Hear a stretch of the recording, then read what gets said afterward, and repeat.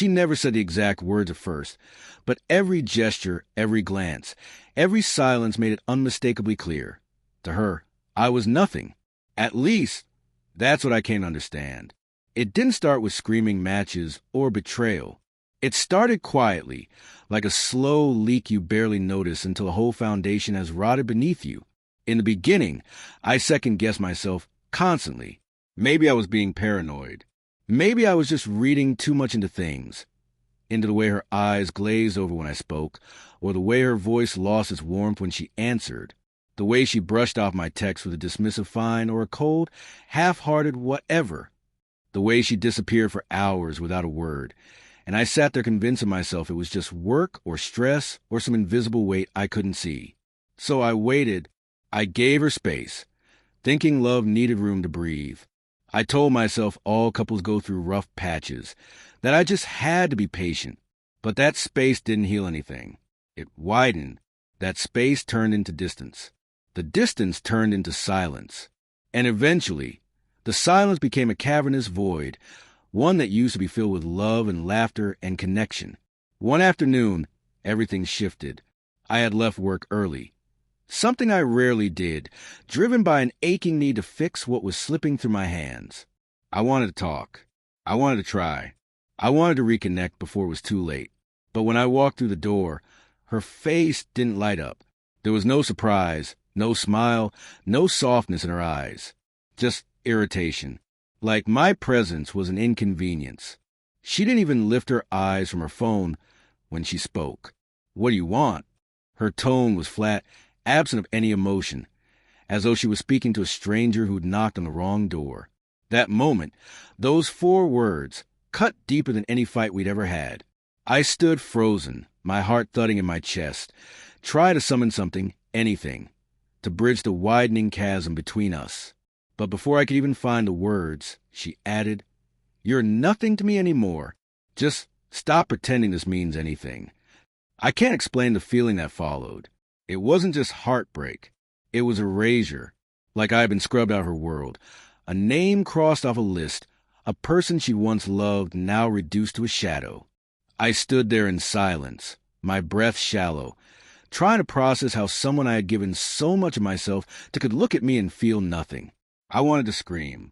I wanted to plead. I wanted to ask what I had done so wrong. But instead, something in me broke. And maybe it was exactly what I needed. After years of effort, of reaching, of hoping, of forgiving, of holding on when she had long since let go, I stopped. Just like that. Something cold and sharp settled inside me, and I realized I didn't want to fight anymore. If I truly meant nothing to her, then maybe it was time I stopped trying to be something. So I stopped texting first. I stopped asking how her day was. I stopped making dinner plans or waiting up at night. I stopped looking for clues that she still cared. I shut down, retreating inward, closing off the part of me that still believed we could go back to what we were. At first, it was unbearable. The nights felt endless. The quiet was suffocating. But then, slowly, quietly, I started to feel something else. Something softer. Peace.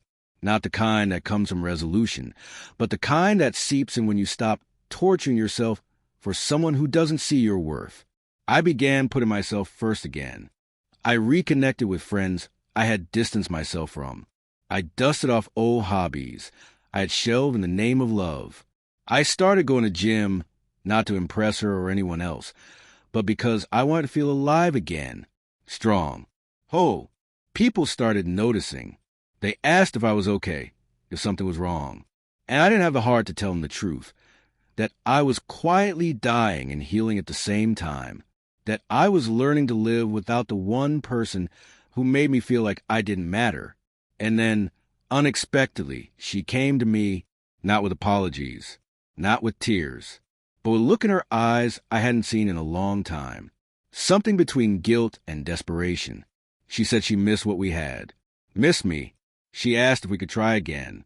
If I could somehow forgive the coldness, the cruelty, the silence. But by then, I had already crossed a line within myself. I had changed, too, because love, real love, isn't about clinging to someone who has stopped reaching for you. It isn't about shrinking yourself just to fit into the cracks of someone's indifference. It's about being seen, valued, cherished. I looked at her, really looked at her, and said something I never thought I would be strong enough to say. I'm not the same person anymore, and I'm not sure I want to be. She left that night. I don't know if she fully understood what she had lost, but I did. I had lost someone who couldn't see my worth, and in return I found myself, piece by piece. The aftermath wasn't loud. There was no chaos, no grand finale, just quiet resilience. I moved on without drama. I rebuilt my life brick by brick, no longer living the shadow of someone else's disregard. I became something, not to her, not to the world, but to myself. And that was more than enough. If there's one truth I want you to take from all this, it's this. Never let someone else convince you that you are nothing. Your value isn't something they get to decide. It's carved in how you treat yourself when no one else is watching. It's in the strength you rediscover when the people you loved most leave you empty. So if you're sitting there drowning in someone else's silence, aching to be seen, please stop. You don't need to beg to be loved. You don't need to suffer just to prove your loyalty. The moment they stopped caring was your cue to start caring for yourself. That's where the real healing begins. That's where your power starts.